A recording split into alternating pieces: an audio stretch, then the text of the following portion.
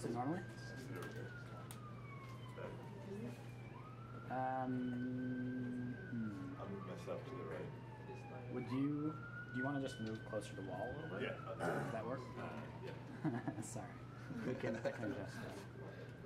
Yeah, I'm just going to say a few things. I'll stand over by the banner. Okay. Start, I'll make sure. Then I'll pass it to John. Cool.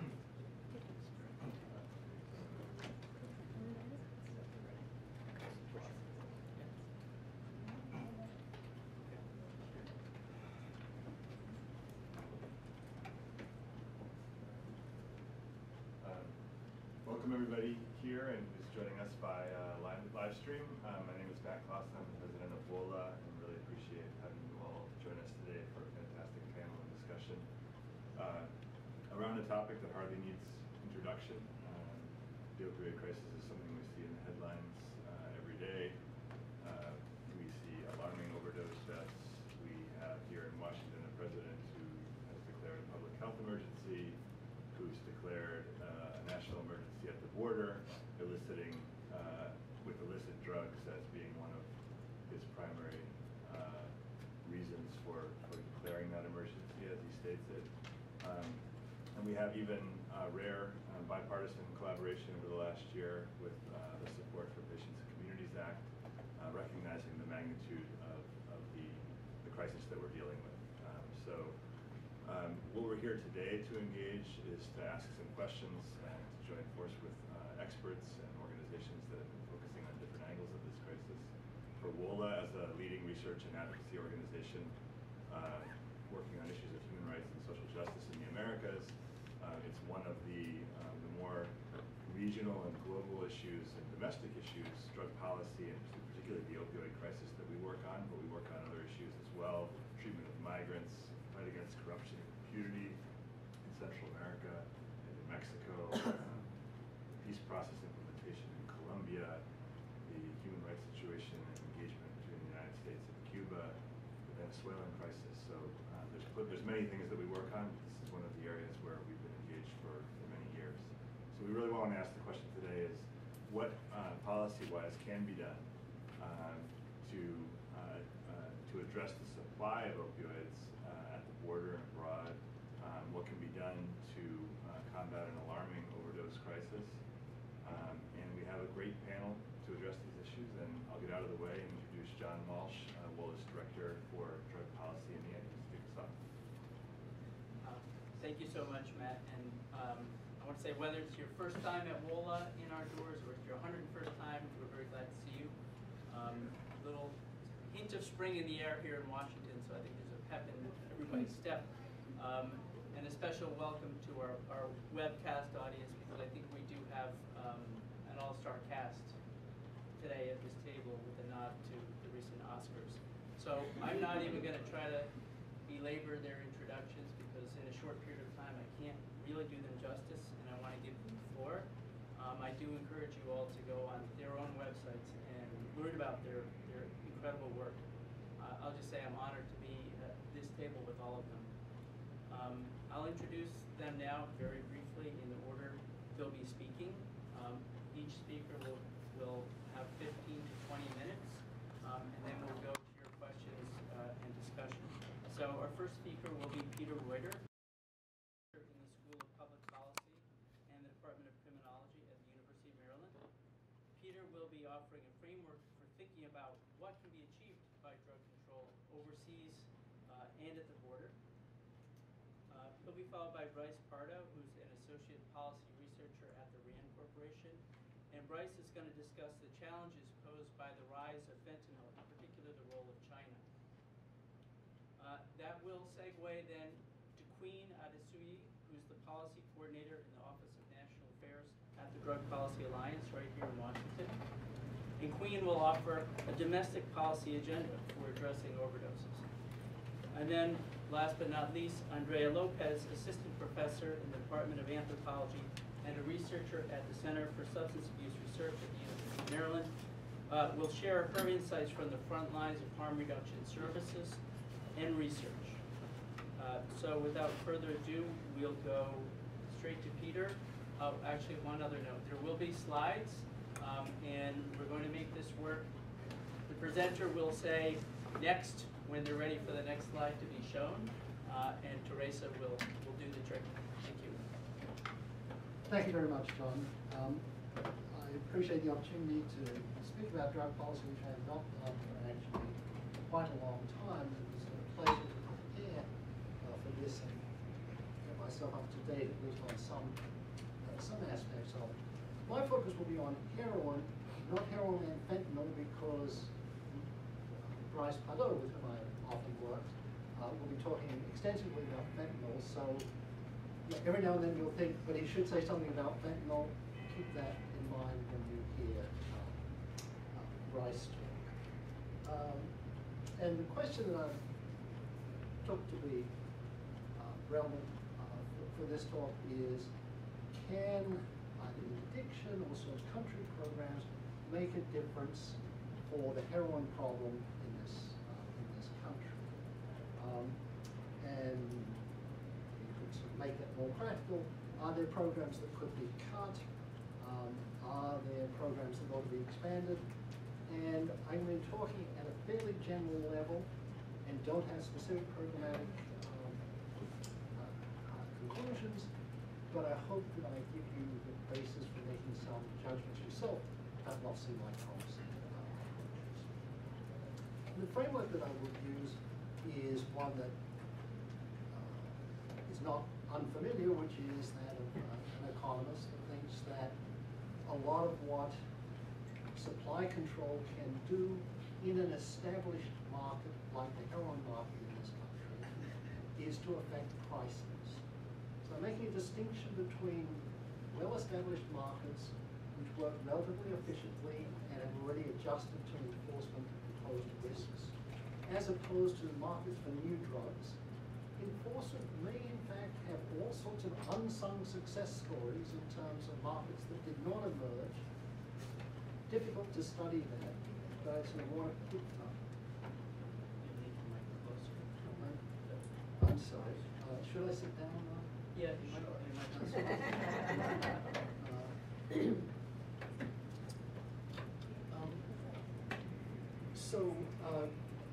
So with an established market like heroin, with an existing set of efficient networks for both production, distribution, and retailing, the most that supply reduction can do is cause interruptions and raise prices. And even the scale of the heroin market, in terms of number of participants, even large-scale interruptions are fairly hard to attain. So I'm focused on how likely programs are to affect prices. And what one wants to pay attention to is that each different kind of enforcement aims at a different part of the value-added chain that constitutes the heroin market. So source country programs aim at the producers of coca. See, I know something about coca. Producers of opium and refiners of heroin. Interdiction and reflected then in the price of the farm gate price or the refinery gate price of heroin. Interdiction, you would hope, would increase the costs, risks and costs of the smugglers and be reflected in their value added, which is the difference between import price and the price they purchased it at, essentially export price. And then other kinds of high-level traffickers, the you would see the effect of those programs and the difference between the import price and the wholesale price that retailers different. So just sort of keep that in mind as we go through. So first question is, what do we know about quantities and prices? Next slide. And here we have data from the INCSA through 2016. Okay. I am a teacher, I stand up. And tomorrow, March 1st, would in the old days be the date for the INCSA release. I believe in this administration we should not pay attention to such things as schedules. So here we have I think what is the most recent data, and this is potential opium production by country. And so the first thing to note is that, of course, Afghanistan accounts for most of the world's opium production, and that Colombia accounts for almost none now. If we went back to 2000, we would have seen Colombia as a significant producer, but there is a point which I will come back to in a moment, that Colombia is not producing any significant amount of heroin, but that all the heroin that's consumed in this country comes from Mexico. And Mexico has seen a very substantial increase to an unprecedented level in 2016 of opium production, all of it destined almost all of it destined for the US heroin market. One of the interesting things is that I am unaware of any export from Mexico to Europe, and that reflects the fact that, from my point of view, interesting, Mexico is a much more expensive producer of opium or heroin than Afghanistan. But the cost of producing heroin is a small share of the import price of heroin into this country. Most of that price is accounted for by smuggling costs. Smuggling costs are lower from Mexico to the US as compared to Afghanistan. Smuggling costs from Mexico to Europe are high relative to Afghanistan, so we have our own dedicated supplier. And as I said, it is important to note that there has been a substantial increase in production in Mexico. And so when you read stories about the sharp decline in the farm gate price of opium, it's not clear. The interpretation is often that reflects the substitution of fentanyl for heroin, and that we are, as a country, consuming less heroin. It's also plausible that it's simply excess supply which has driven down the price. Next slide. Oh, all right, good. Keep in mind what I said about Colombia and look at this DEA-generated chart. And what you see is that DEA believed that Colombia continued to be the dominant source of heroin to the United States through 2000 and, in this case, 2012, and still an important producer in 2013. This comes from the 2018 National Drug Threat Assessment. So the question is, how can you reconcile this with the INCSA? And INCSA, of course, is not produced by some other agency. DEA is involved in the production of INCSA. And you sort of ask, well, could two officers within the same agency talk together? And I do not know the answer to that, but apparently it's no. It is remarkable that DEA continues to maintain that until about 2014, Colombia was a significant producer. The solution here is that Mexican chemists adopted methods of refining that were associated with Colombia, and so it was the refining method that was being used for identification, and that was entirely inappropriate. I won't go on about it, but it continues a history of this kind of inconsistency, and I'll talk about the implications of that. But just to show I'm not picking on DEA, next slide. Next slide. Let me talk a moment about prevalence estimates. So these are estimates of how many Americans used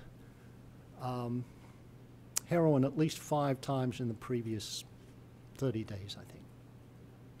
And the line at the bottom is the line that comes from the official source, the National Survey on Drug Use and Health. And it is a figure that appears not only in every government report, essentially without qualification, but appears in almost every academic article about this subject with just minor qualifications. Like, you know, in the limitations section, they'll say, well, not everybody reports fully. There could be some omissions from the sampling frame. We don't include prisons, da, da, da. But no effort to assess whether those are important. The figure up above that, the blue, sort of dark blue line, is an estimate that colleagues of mine and Bryce's at Rand made. I was a minor participant in them. No, actually, I wasn't in these. So I'm clean. That these are estimates that take into account the arrested drug abuse monitoring system, which collects data, used to collect data until 2013. Oh no, I was involved in this. 2010, I was involved. Hands not clean. And what you see is that if you take into account recent heroin use, and this reflects not self-reported use, but the result of urinalysis, you see figures that are about 5 times as high as the prevalence estimates. Now, what's striking to me is that these estimates have been published and have been totally ignored. That is, this is essentially uncited material that appeared in the leading journal, Addiction. And what's remarkable is the lack of interest in coming up with better estimates of the prevalence of heroin use. Now, that was a long discursus, but I wanted to make sure that you understood I wasn't picking on DEA. I think there are problems on both sides of the house, so to speak, with respect to these data. And it goes to a point that John Walsh reminded me of when we were talking about this session, which is that for a long time it's been clear that numbers play almost no role in drug policy. That, you know, they're essentially decoration. I mean, the fact that, you know, we were supposedly importing from Colombia, heroin from Colombia until 2014, and suddenly it was turned. You'd think that that was an important finding, but it isn't. It's just a number that appears in a report. And except for overdose rates, it's really hard to identify any numbers that play an important role. So you've heard my discussion. Let me move now to the issue of prices, which I care about a lot. So this is a slide. So these are prices. This is a price series produced by DEA, and I'll go back to whipping them a bit, which is we have no idea how they produced this, what methodology was used to produce this. And I want to suggest that there's some signs here that this could be a seriously misestimated series, and let me describe the problem because it goes to fentanyl and its place in the market. So we have a undercover purchase costing $50, and normally, let's say, it would have 25 milligrams of heroin in it, and then you'd get $2 per milligram, okay, for heroin. But now we're dealing with a dealer who has found some fentanyl and substitutes half of that with some fentanyl. So now there are 12.5 milligrams of heroin in this, and I don't know, half a milligram of fentanyl. What's the price of heroin? Well, if you only count the heroin, it's 12.5 milligrams now costs $50. So it becomes $4 for heroin.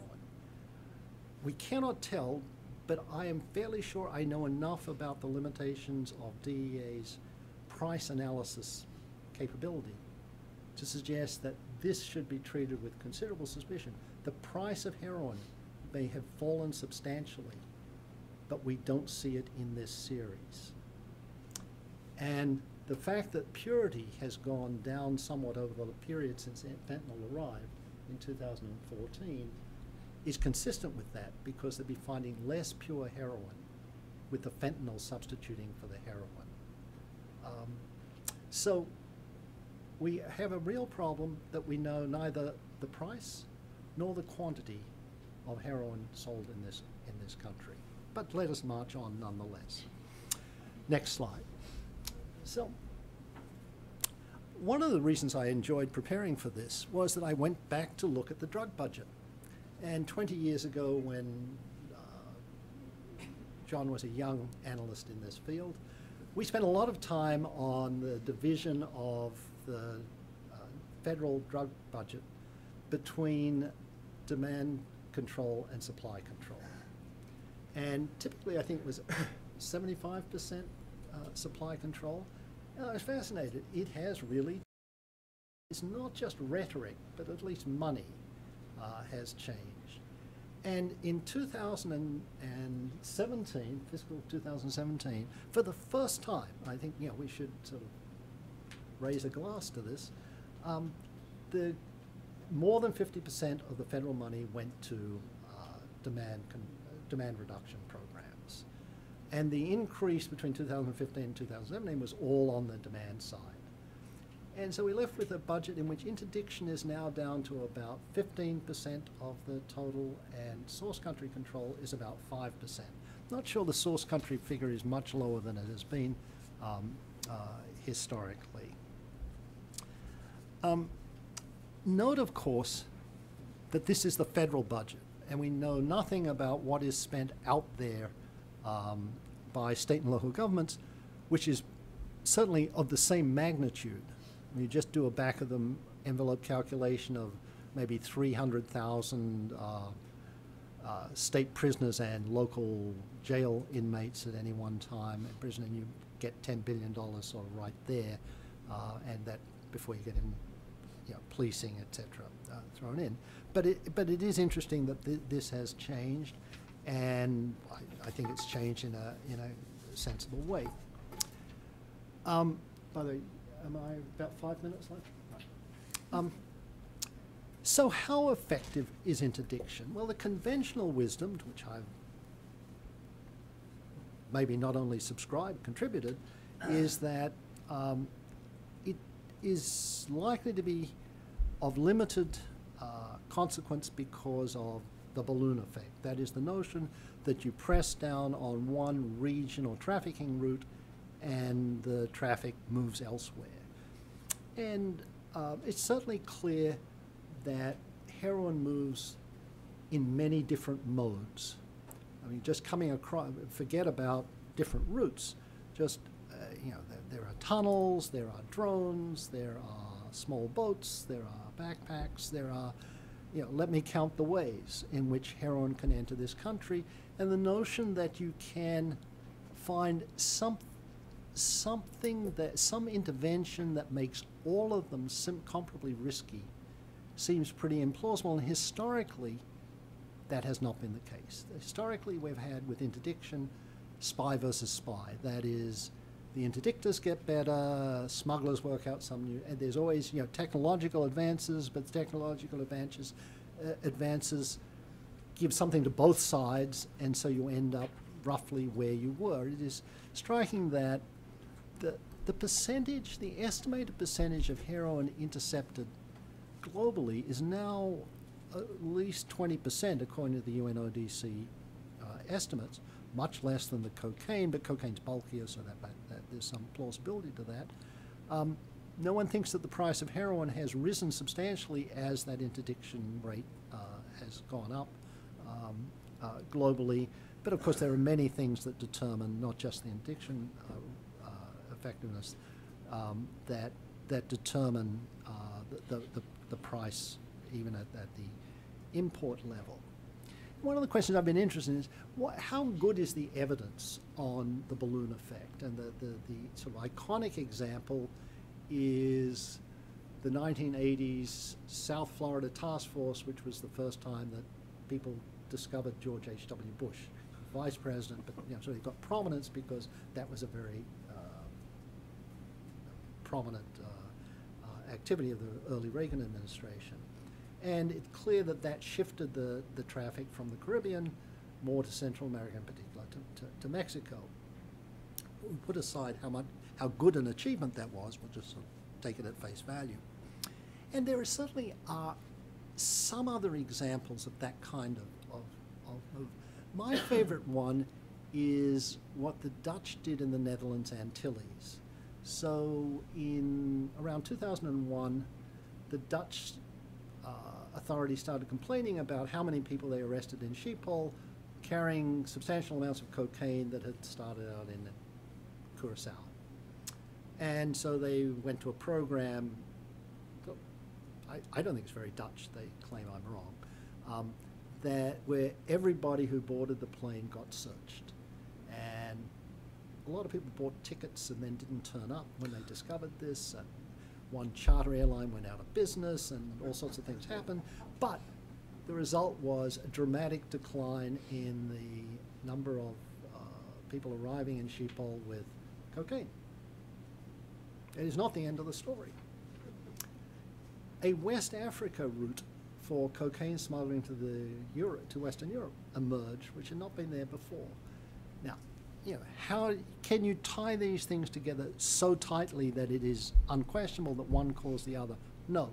I think it's pretty hard to come up with another story that explains why that West African route emerged just then. So that's a sort of nice example of balloon effect.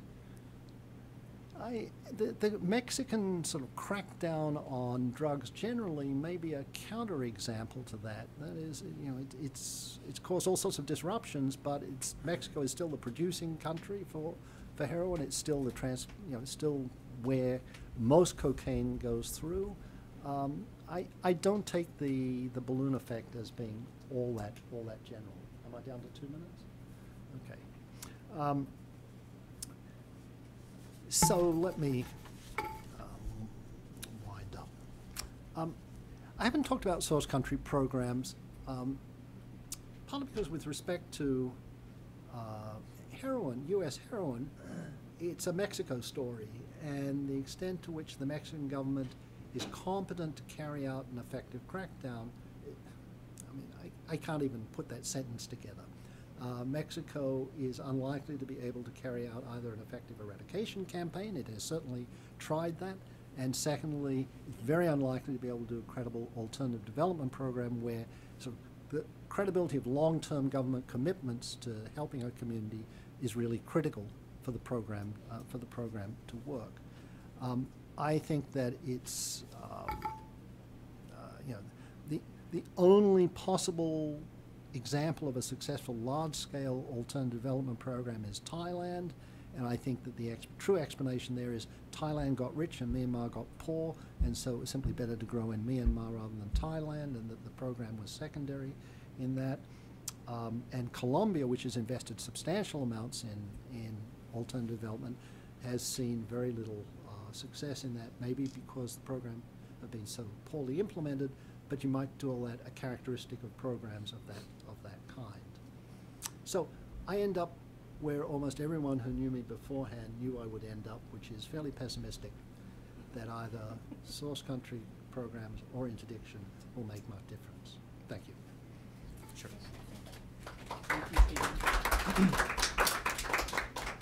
Peter gave us a big picture in that sense, and Bryce is going to take us over to China and fentanyl. Oof. People are telling me they're having trouble hearing who are online. Okay. Live So stream, closer talk to the mic. microphone.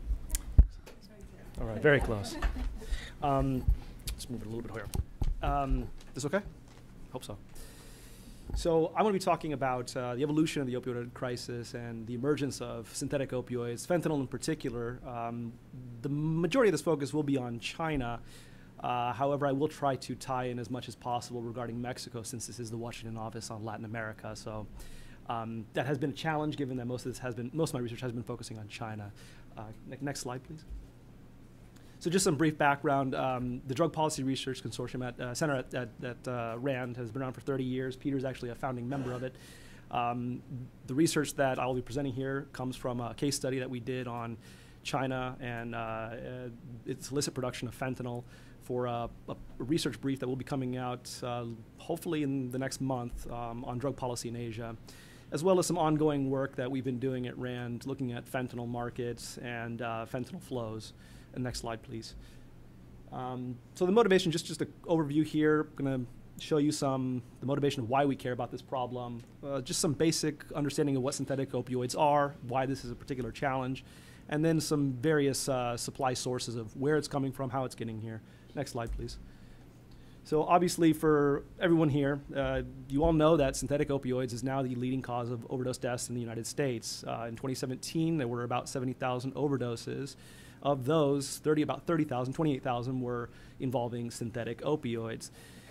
This graph, however, hides some facts. If you go to the next slide, and this slide doesn't even have 2017, but synthetic opioids is actually, the drug overdose death data kind of hides the fact that there are multiple causes of, multiple agents in these overdose deaths.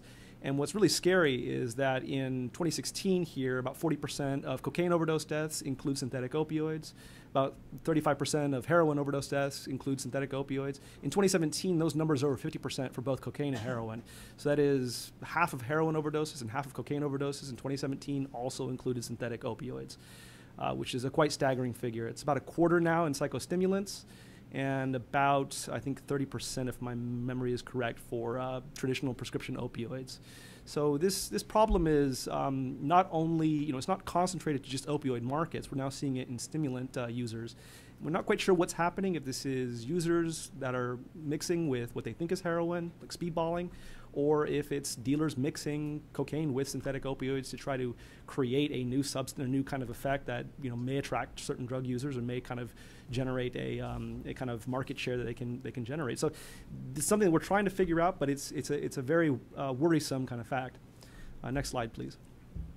So synthetic opioids are derived not from poppy but from chemicals. They are often very potent. They can range in various types of chemicals. I mean, synthetic opioids includes everything from prescription fentanyl, prescription tramadol, as well as several different types of novel synthetic opioids that are not under control, that fall outside of international and national control. But right now, the majority of the synthetic opioids that are causing overdose deaths in the United States, we think, are fentanyl.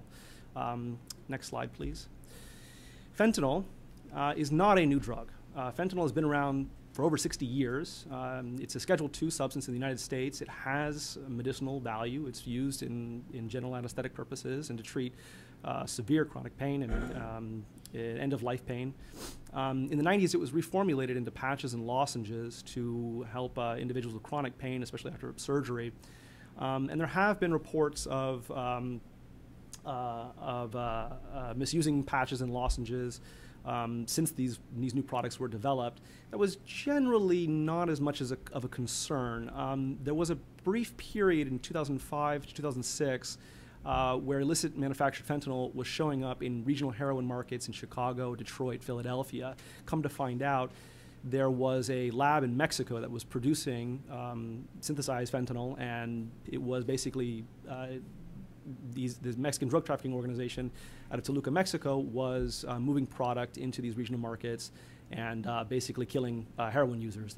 These heroin users were not aware that fentanyl was getting into the heroin supply, and they were overdosing because they were taking their typical dose and dying. And that was the kind of first major outbreak that was not localized. Before that, there were some localized outbreaks, but this was kind of the first that came to regional markets, that crossed into, like I said, 3 major urban markets: Chicago, Detroit, and Philadelphia. And so that was kind of the biggest scare. At that time, the federal response was swift and very, very aggressive. DEA and CDC came down very hard. CDC pushed access to naloxone very quickly. DEA worked very aggressively to try to find out who the suppliers were. They worked with Mexican counterparts to find the lab and actually shut it down. And at that time, the epidemic stopped. They were very swift, and that disappeared. It didn't return until about 2013 when we started to see the reemergence of illicitly manufactured fentanyl in heroin markets. Like I said, the current spike we're seeing right now is, again, from illicit manufactured products. These are generally sold as heroin. It's just generally powder that's mixed with heroin. It's fentanyl and heroin mixed, sold as heroin. In some cases, it's just fentanyl and sold as heroin. And the more concerning kind of vector here is the pressed tablets sold as prescription opioids, or in some cases prescription benzodiazepines. And I'll get into that later, but that's the kind of concern we're seeing here. So like I said, this is not what we see with the traditional prescription opioid market, where it's just oversupply of prescriptions. The graph here shows, this is from Gladden et al. In 2016, they show here that the number of prescriptions for fentanyl have stayed constant throughout the time series 2010 to 2014. But you can see here that the number of overdose deaths and the number of reports, fentanyl reports that are submitted to national state laboratories has increased dramatically starting in 2013. Next slide. So synthetic opioids 101, the analogs, and this is kind of just adding to the complexity of this problem. There are many different types of analogs, and some of these are just theoretical. We haven't even seen them yet. It's possible that there could be hundreds of different fentanyl analogs out there, and that's not to say that there are other non-fentanyl synthetic opioids that we are seeing in these markets.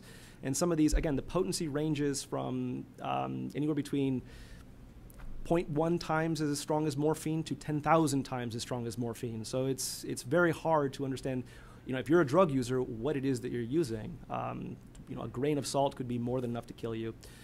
Like I said, some of these are developed for medical purposes. Carfentanil in particular has a veterinary purpose. It's an elephant tranquilizer. It's used to bring down large mammals. And it has gotten into some of these drug markets and killed a lot of people. Like I said earlier, many of these fall outside of legal control. It's not very hard to synthesize an entirely new analog just with using a different precursor, and it's basically the same shake and bake method. You put into the pot, stir, and you get out a new chemical that falls outside of international control. And that escapes a lot of prosecution tools, a lot of law enforcement tools, a lot of detection tools, because a lot of these equipment that we use to detect fentanyl either in tissue samples or in powder itself, that you have to match against a referent library. So you're matching against a known universe of chemicals. Something new comes along, it may be difficult for the machine to actually pick it up. So you have to run it through a mass spectrometer to understand what the molecular composition is of that substance, to then be able to generate a referent library to then, or a referent match to then supply into a library, so that you can then scan powders later with some sort of mass spectrometer or something like that. So it does confound a lot of the detection methods that are used out there by law enforcement, as well as coroners and medical examiners. And when I showed that overdose death series from a few slides ago, I should note that I would say is an underestimate. There are a couple states out there, if you look, Pennsylvania in particular, Indiana is another, they actually have more overdose deaths that are unknown, unspecified than they do for anything. So they have 5 times as many unknown, unspecified deaths, and they do cocaine overdoses, they do heroin overdoses. They are just not measuring this correctly at all.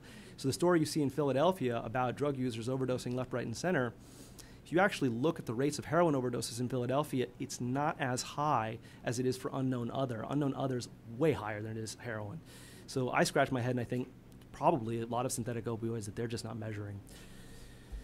Next slide, please. So like I said, this poses significant challenges to drug policy. It increases the risk of overdoses to drug users, and it stretches our existing resources. Like I said, I was alluding to the fact that drug law enforcement has a hard time detecting these substances during interdiction, traditional interdiction efforts. It also makes it hard for coroners and medical examiners to measure what exactly the individual overdosed from. In some cases, it might be hard for emergency responders to revive someone from an overdose. In some cases, I've heard of individuals needing 4, 5, 6 different administrations of naloxone to bring them back.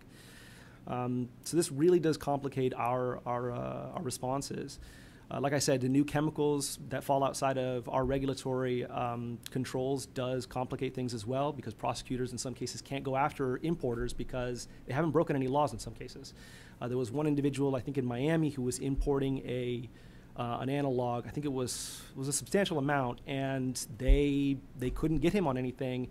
He had methamphetamine, I believe, so they got him on that, but they couldn't get him on the particular synthetic opioid that he was importing, because it fell outside of international control, and he wasn't supplying it, so therefore they couldn't get him under the Federal Analog Act.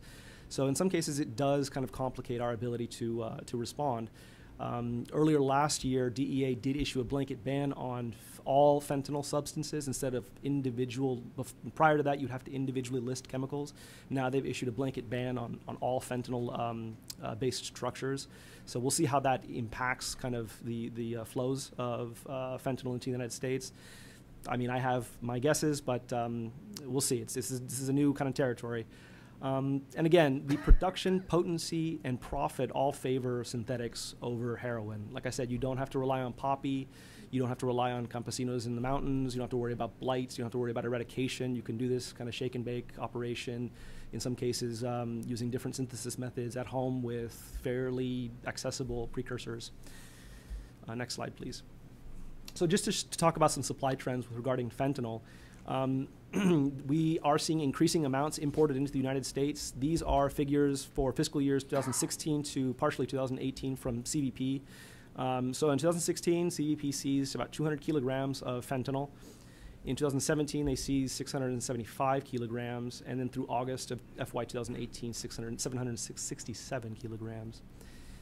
When looking at what's seized in the national and forensic state systems, the laboratory systems, which is basically a national system that state and local labs feed into, you can see that there is variation over time and across space. And I'll get into the counterfeit pills later, but let's look at the NFLS data. Next slide, please. So this is, these are the counts for fentanyl and fentanyl-related substances in the United States. And you can see here that up until 2014, there really weren't that many. I think the numbers there didn't peak above, I don't think it peaked above more than 900 or 1,000.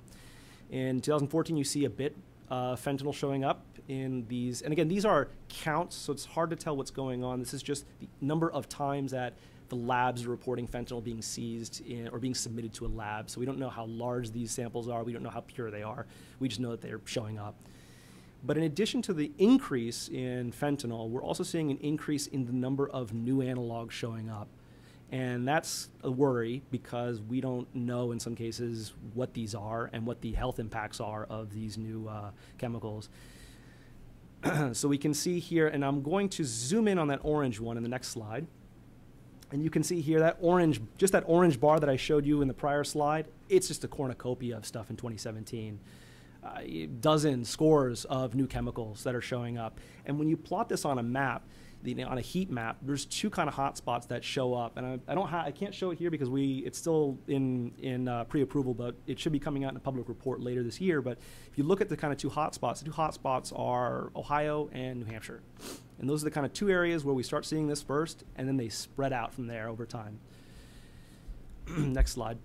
If you zoom into these four, I picked these four because these are kind of four states that have been hit hard from synthetic opioids in recent years. What's interesting here is that you see in the top two, in New England, Massachusetts and New Hampshire, the number of counts is pretty much dominated by one chemical in particular, fentanyl.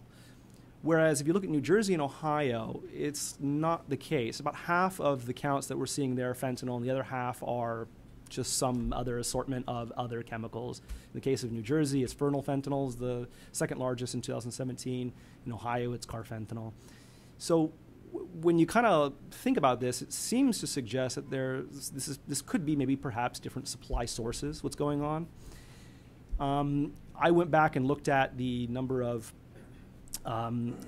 federal indictments and federal legal actions taken, and you kind of align these with what's going on in these different markets. And we're trying to understand, but it appears that in New England, the singularity of fentanyl being there, it seems that these are being supplied by traditional drug trafficking organizations, Mexican source, Dominican traffickers.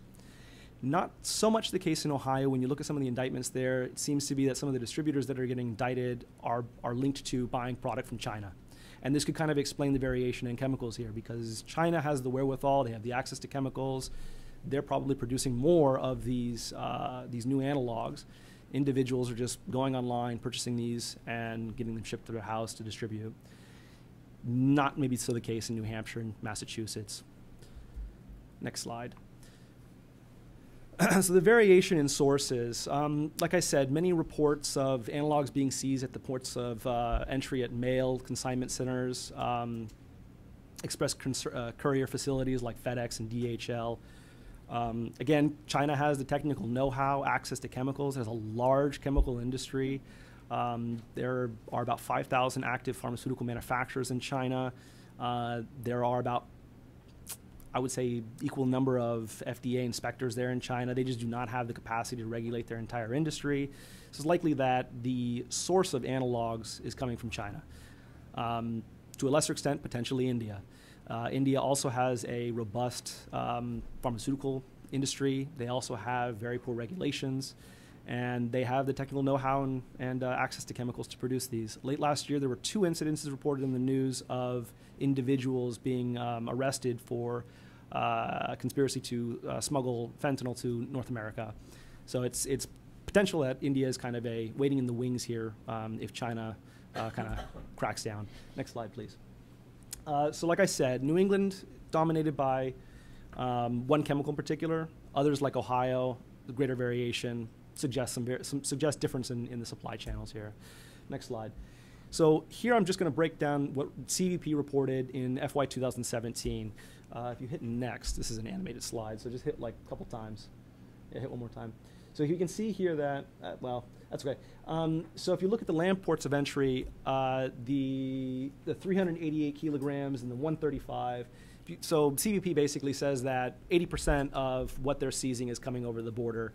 Yes, that's true. But when you look at, keep going a little bit. Yeah, there you go. One more time. But when you adjust for purity, because what's coming over the border, they say, is about 5%, 5 to 10% pure. If you adjust for purity, you basically find out that about 80% of the fentanyl that is being seized in the United States is actually coming in through the mail.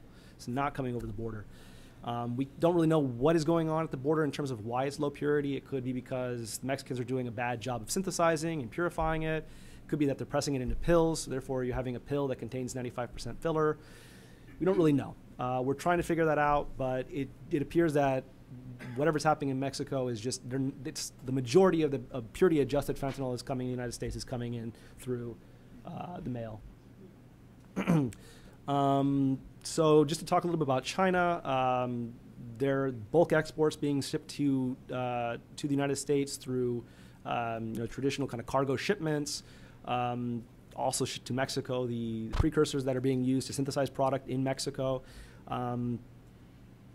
They're also shipping a lot of analogs. Middle of last year, there was a seizure of about 50 kilograms of 4-fluoroisobutyryl fentanyl in Philadelphia, which, to my knowledge, would be the largest fentanyl seizure in the United States to date.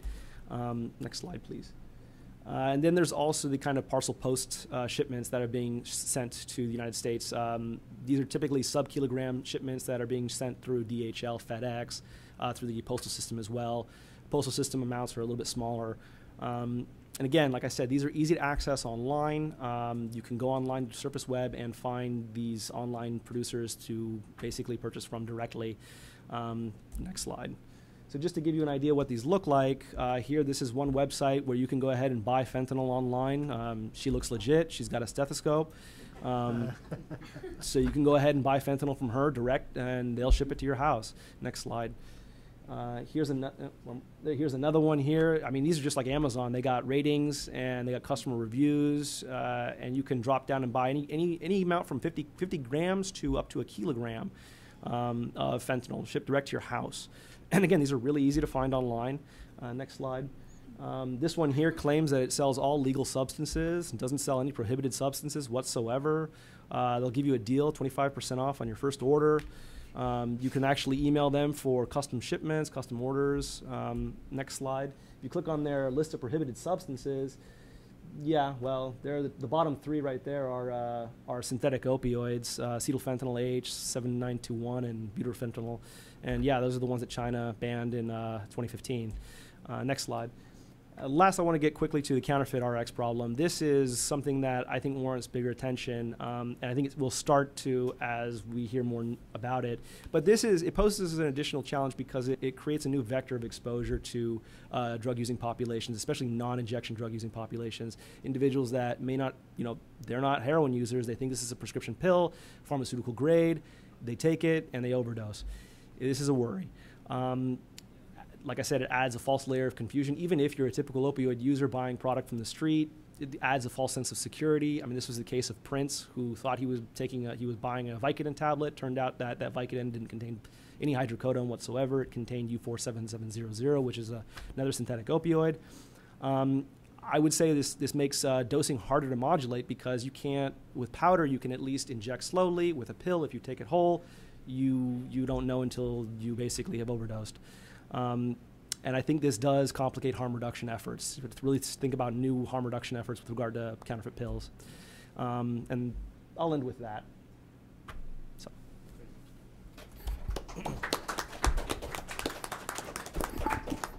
So, a tour de force on the supply side, and I think it shows the need for the urgency of harm reduction and a domestic agenda. So we're going to turn now to Queen.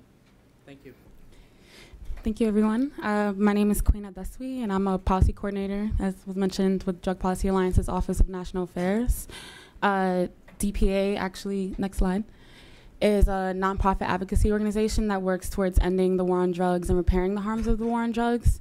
So we cut across all issues, not just overdose. We work on marijuana reform, we work on criminal justice reform. The drug war, kind of as an engine, touches a lot of different issues: education, reentry issues. So we work on all of those things. Can you, next, sorry. So before I start talking about domestic policies and what will help reduce deaths, I kind of want to talk about the shift in the face of the epidemic and the consequences that have come with that shift. So the overdose crisis that we're seeing now, overdose as an issue is not a new thing. There's been waves of high rates of overdoses across the country, particularly in communities with African Americans and Latinos. So thinking back to the 60s with the heroin epidemic that African Americans face, the crack cocaine epidemic in the 80s and 90s, this isn't something that's new. But given the current epidemic that we're in, which is a lot more white, suburban, middle class, upper class, impacts policymakers directly, that shift has changed kind of the tone that we hear when we talk about the overdose crisis. But I want to emphasize that shift has not equated to actual policy change that advocates who have been doing drug policy work for decades have been fighting for, and all those policies have been falling on deaf ears for all this time. As of now, the sentiments have kind of just changed media-wise and in rhetoric and sentiment, where people scapegoat drug sellers and kind of talk more empathetically about people who use drugs, but it hasn't yet trickled down into an aggressive, wide-sweeping implementation of harm reduction policies that we know work. As of now, Americans are more likely to die from a drug overdose than a car accident. And given, the average rate of 130 people dying a day, you would imagine that the sentiments that we're hearing now that are different, given the new shift in the face that represents the epidemic, you would think that policymakers would be more aggressive. My colleague here mentioned, the federal government being aggressive and pushing out naloxone. That just really hasn't been the case in a lot of jurisdictions across the country, where naloxone access has been limited or just hasn't been enough. And given the increased potency in fentanyl and kind of the lack of understanding of what's really being pushed out into the streets, people need more naloxone now, even just to reverse an overdose. It's not just one hit. So this is just something that I hope to continue to unpack while I talk today. Next slide. So again, despite the current epidemic, policymakers continue to lean on failed approaches through criminalization. It's pretty misguided, given that we've done criminalization for the last few decades and overdose rates have just continued to climb. Drug use hasn't declined at all, and people are continuing to lose family members and friends, and communities are devastated by the overdose crisis. So again, the fact that compassion has been a big part of understanding the overdose crisis as a real issue. It hasn't translated on the federal level and even on the local level when it comes to legislation. So an example of this is on the federal level, the SITSA bill that was introduced a couple years ago, and thankfully it was killed in Congress by the hard work of criminal justice organizations and civil rights organizations. But the SITSA bill actually expands penalties for synthetic drugs, introduces new mandatory minimums for drugs, and it also gave the Attorney General unchecked and unprecedented control over scheduling drugs and setting penalties, which just hasn't worked for us in the last few decades since we've started this war on drugs.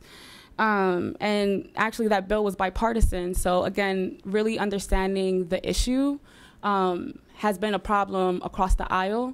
But thankfully, folks have connected the dots and that bill died in Congress.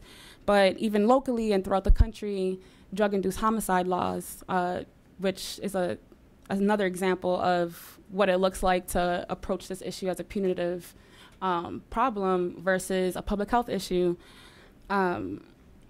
Drug-induced homicide charges virtually are defined as a crime that leads to a death based on delivery of drugs.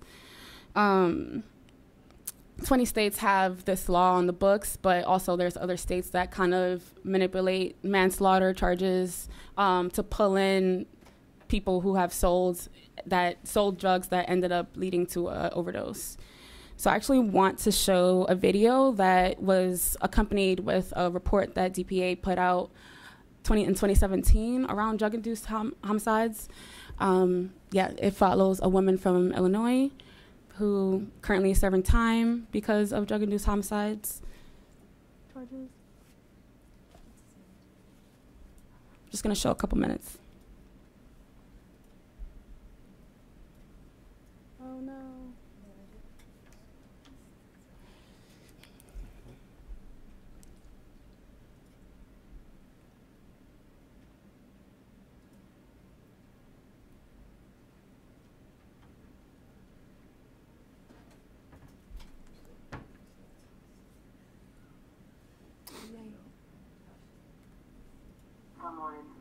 Can you back up a little bit? Thank you.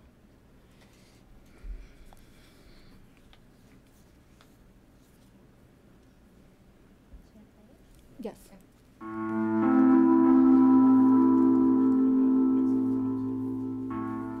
I've never witnessed someone dying in front of me before. He snorted one $10 bag with the heroin, which was the same amount that I snorted. I didn't know that I even did anything wrong. I had no idea that I actually performed a delivery because I didn't know that simply like handing your friend something was a delivery. I didn't know much about this. I knew I wasn't a drug dealer, and all I knew was that I cared about this man, and I cared about his wife. Like, I am by no means a violent type of person, and I'm labeled as a violent offender.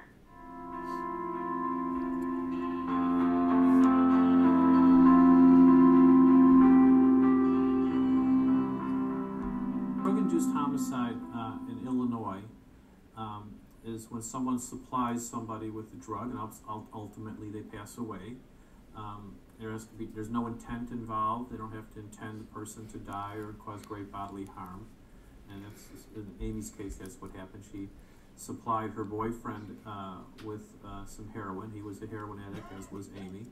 And he ultimately died from the dosage. It wasn't a large dosage. We don't know why he specifically died at that point. I think he also had a lot of alcohol in his system, which may have contributed to the death. If they think that by charging people that supply drugs with homicide is going to prevent them from doing so, they're fooling themselves. It's not going to happen. And to charge someone like that with homicide, I think it's not the way to do it. It's not going to solve anything. It's overcharging.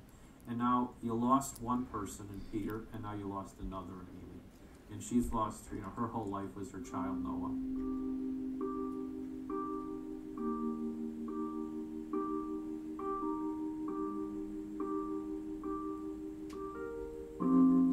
first met him, he was 13 years old, and he claimed to have...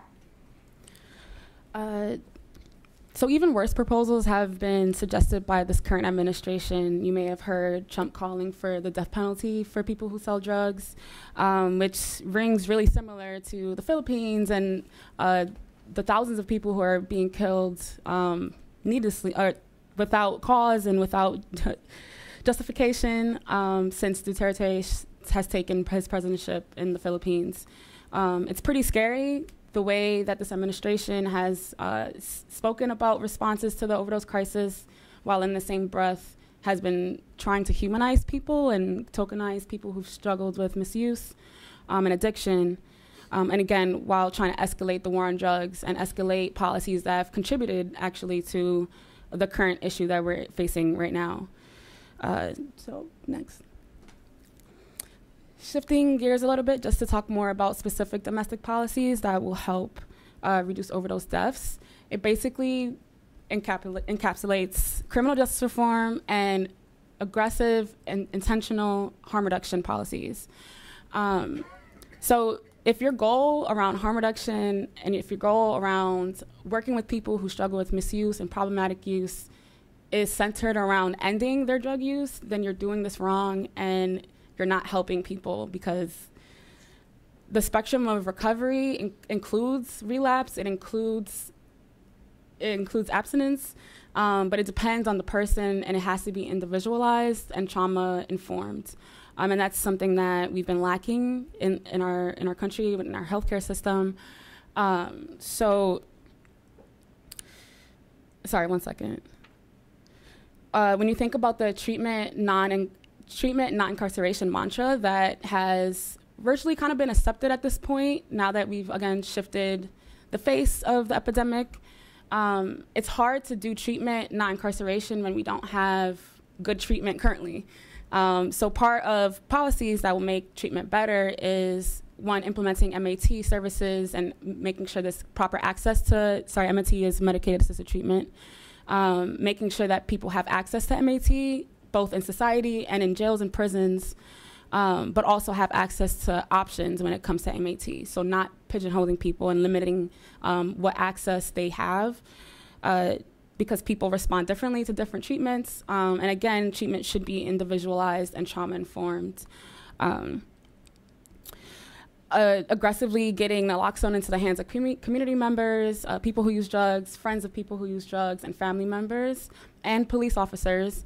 And in the advocacy world, that's kind of debated, because in light of potential limited funding, people prefer community members to get access to naloxone first versus police officers, just to limit contact with law enforcement generally. But if we're accepting that law enforcement and police officers are in our communities, they should have access to naloxone when they're showing up to situations where people may have overdosed, and they should be trained in how to do so.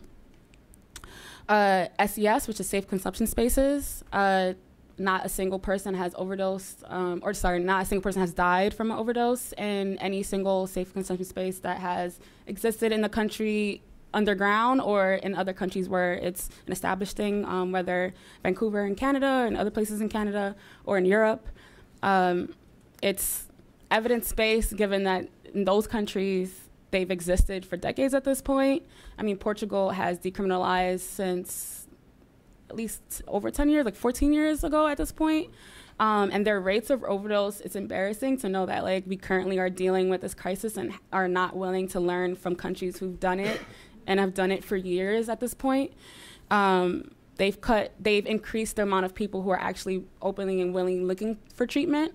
Currently, with the way we stigmatize drug use, people are more likely to lie about their drug use, as shown in data, and as shown in the way people interact with their providers if they have them.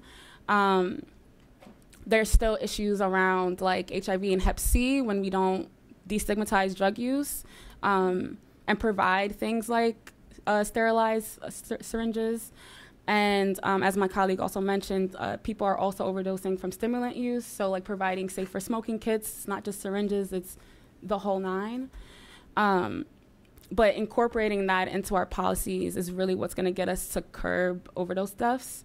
We've seen really promising data where these policies are implemented.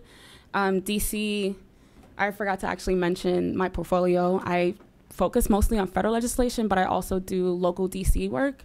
And that's where my overdose prevention work lies. So I will be talking a lot about DC just because it's a good case study. But the amount of HIV and Hep C transmissions that have decreased in DC because of the easing of barriers around syringe exchange programs is incredible. But it's really unfortunate to know that it wasn't until last fall, like literally December, that an overdose bill passed in council that made permanent a 2-year emergency measure that allowed for syringe exchange programs to give out drug testing kits and fentanyl strip testing. Switching over to criminal justice reform and how this translates to harm reduction, paraphernalia decriminalization is a huge priority in DC and generally because syringe exchange programs cannot operate legally if they're criminalized. People can't test their drugs if they're stopped and are criminalized for having a drug testing kit. So you can't say you care about the overdose crisis, but then push policies that are punitive and don't incorporate the fact that people are using drugs. Doesn't like your moral understanding of someone's drug use should not inhibit evidence and saving their lives. Next slide, sorry. Another criminal justice related kind of policy that would 100% bring us to a better place when it comes to reducing overdose is all drug decriminalization. And I know in the world of marijuana, which marijuana has been in the news, and marijuana at this point is pretty close to federal legalization. It's like a big part of major 2020 candidates, and there's just been so much movement and momentum in Congress around federally ending legalization. But in the U.S., we should strongly consider what all drug decriminalization will look like in this country, just given the way that collateral consequences of criminalization oftentimes are a lot worse than someone's drug use. The issue with drugs is that for most drugs, the impact of someone's use is pretty predictable, but it's criminalization that truly impacts a person's life, especially if you're already in a vulnerable situation where it's hard to maintain employment. With a drug offense, it's hard to retrieve housing, public or private, get federal financial aid. Even in some states, maintain a valid driver's license. The collateral consequences are really long when it comes to drug offenses specifically. Just a note on the education situation. With Pell Grants and federal financial aid, you actually can have what we consider more violent offenses, including murder, and still receive financial aid, but drug offenses specifically bar you from receiving federal financial aid. So just, again, reeling back the war on drugs and how intimately we've gotten used to those kind of policies and really acknowledging the way those policies have disrupted lives and communities and how they complicate recovery. If you're in recovery, catching a charge is one of the worst things that can happen, in addition to maybe not having housing.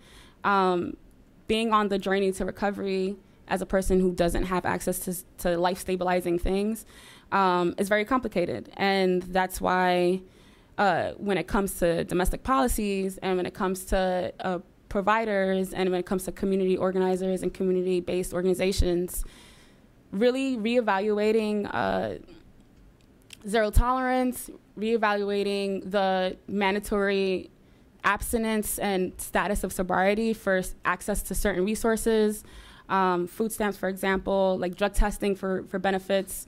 All of those things are counterproductive to saving lives. And if the goal is to save lives and reduce deaths, because these deaths, again, are accidental, the goal is, sorry, I'm not paying attention to my slides. You can skip. The goal is to keep people alive long enough to get them in a place where they're in a less chaotic state. Oh, wait, no, go back. Yeah, okay, next. So, there's no cookie cutter approach to any individual. But again, realizing the collateral consequences of criminalization and how we've been ignoring tangible things that we can do right now. Like DC can decriminalize paraphernalia right now, and that would literally save lives tomorrow. Like being able to not have to be fearful of things that you have on your person that actually may save your life and may help you make informed decisions about the drugs that you want to use is critical to, again, remaining alive. And I actually wanted to emphasize again how disproportionately impacted racialized communities and socioeconomically disadvantaged communities are when it comes to criminalization. So in DC, between 2010 and 2016, there were over 7,000 arrests for paraphernalia alone. 82% of those arrests were of Black people. In Ward 2, which only has a population of 9.8% Black people, over 80% of those arrests were of Black people. So really considering race, class, and vulnerability, because it's beyond that, immigration status, being queer, there's a laundry list of vulnerable identities. Also throwing in veterans. Veterans also have a high rate of struggling with drug misuse, PTSD, including all of these vulnerable populations. The way to save people's lives is to really focus on their health, the public health problem, and reducing criminalization and punitive approaches to reducing deaths. Sorry. Okay. Should I end it now? Wait, can you? Yeah. Okay. Okay, I think I'm good. Yeah, I mean, I'm happy to talk more and hear questions about the things I talked about today and anything that may be on your minds. Thank you, Queen. So Queen has put an enormous agenda on the table and shows the urgency and the scope of the challenge. And now Andrea is going to give us some frontline insights about harm reduction services and research. Okay, great. So the pitch I'm going to make today is essentially what is on this slide, is that the organizing efforts of people who use drugs are essentially key in terms of how we respond to the overdose crisis in the United States. Next slide. So I just wanted to give you a sense of who I am, and like the basis for what I'm going to be talking about today really draws on a combination of who I am both as a researcher with a history of research work both in anthropology and in public health, but I also have a background in direct service. So I've been delivering direct service harm reduction services to people in San Francisco, California, is where I kind of was a baby harm reductionist, thrown into a drug treatment program much too young at the age of 18 before I really knew what it all was, but it was a crash course. And so now 20 years later, still am engaged in direct service, but still engaged with direct collaboration and research collaboration with people who use drugs and who are at the front lines really of harm reduction. So I see all of those things sort of happening in concert together, and including now that I am a professor of anthropology at the University of Maryland, also see really that ethnographic methods are this particular type of social justice approach that really centers the voices of people who use drugs within this whole sort of portrait. So my ethnographic work really does have that specific social justice orientation that I'm thinking about. And so within that centering, there's also this idea of it being important to translate different forms of evidence. So we have seen, there's such a wide array of evidence when it comes to how we think about the overdose crisis in the US, but really we have a source of sort of untapped evidence, which is the knowledge of decades of people who have been at the front lines battling the overdose epidemic, as Queen mentioned, which, overdose is not a new crisis. So we have communities within the U.S., particularly in urban U.S. contexts, communities of color, marginalized communities who have been practicing harm reduction and overdose response for, decades and decades. So we really need to work on translating that as an evidence base in terms of how we sort of think about our response to the overdose crisis. All right, next slide. So this is one of my favorite contrasting moments on Earth, and I think about this so much. And so I just, as a way to sort of get us to thinking about the equation that overdose is not new, but as Queen mentioned, the framing absolutely is. So I like to contrast two presidential moments. One in 2017, so as we all sort of recently remember, on October 26, 2017, President Trump declares the opioid overdose crisis a national public health emergency. And so, of course, this is in contrast to what we now know is this more sort of elevated national emergency that is being discussed with the border wall. So as a person born and raised on the border in El Paso, Texas, this sort of framing is extremely interesting to me. Also knowing, what El Paso looks like and what that sort of border context is, and also knowing what it's like at the front lines of overdose death, where people working around these issues are losing by the day friends and loved ones within the overdose crisis. So we have this interesting contrast even within Trump's own dialogue. So we have this declaration. At this time of the declaration, many people, including in DC, where I was doing ethnographic work at the time, were sitting and watching and saying, okay, is this going to be pure political theater? Or are we going to see some new commitment of federal funds? Are we going to see some kind of price negotiation for more access to cheaper naloxone? And of course, many lamented that this wasn't going to be the case, that this was in fact political theater and nothing else. And so this was particularly stinging to people who were working at the front lines of overdose response across the country, because it came on the heels of just earlier in the month, the CDC had released their most official numbers on overdose deaths in the previous year. So in 2016, just a month before Trump made this declaration, the CDC released the data that 64,000 people estimated had died of overdoses in the U.S. And of course, now we know that that estimate has surged to 72,000. So it was just, a huge sort of slap in the face. So at that moment that declaration and that report happened, the jurisdiction with the largest percent increase in overdose deaths in the previous 12-month period was actually Washington, D.C., with a 114.3% increase. So this was also particularly stinging because this declaration of the National Public Health Emergency was made just a few miles from the epicenter of overdose death in Washington, D.C. And so I just wanted to sort of bring up and sort of contrast the history. Again, as Queen mentioned, D.C. is an incredibly important and enlightening case study to think about kind of the operation of race and inequity in terms of how we understand the overdose crisis. So there's a really important history to take note of in the ways in which people in Washington, D.C. are sometimes hyper visible and at other times invisible, as they are in the current era, and how drug users in D.C. sort of function with respect to national visibility in the national discourse. So I'm going to sort of demonstrate how within that contrast between Trump and George H.W. Bush, we have a case of extreme hyper invisibility with respect to people who are subjected to overdose death in Washington, D.C. But then we have, with the case of George H.W. Bush, a moment where drug users and drug use in D.C. is made hyper visible. So next slide, please. Okay. So on the previous slide, you saw the portrait of George Bush with the enormous bag of crack cocaine. So if you want to go back, I guess we can just look at that bag of crack. If anyone has ever seen a bag of crack, it does not look like this.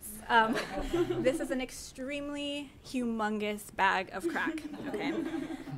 So this was a moment in which George Bush addressed the nation in 1989 to unveil a new anti-drug plan. So we all sort of remember this era well, right? This was the don't do drugs, drugs are bad, sort of heavy criminalization, the really heightening of the war on drugs as we know it. So on this address to the nation, George H.W. Bush pulls out what he claims to be crack cocaine that DEA agents had purchased undercover just across the street from the White House. So sometimes I have a map in here. They allegedly purchased it in Lafayette Square, so the park just across the street from the White House, right? And so this is supposed to be the actual bag of crack also, which is also very interesting. So it was later revealed that DEA agents did in fact do this, but that they had actually lured a drug dealer into Lafayette Square. So who remembers this moment or this controversy? Okay.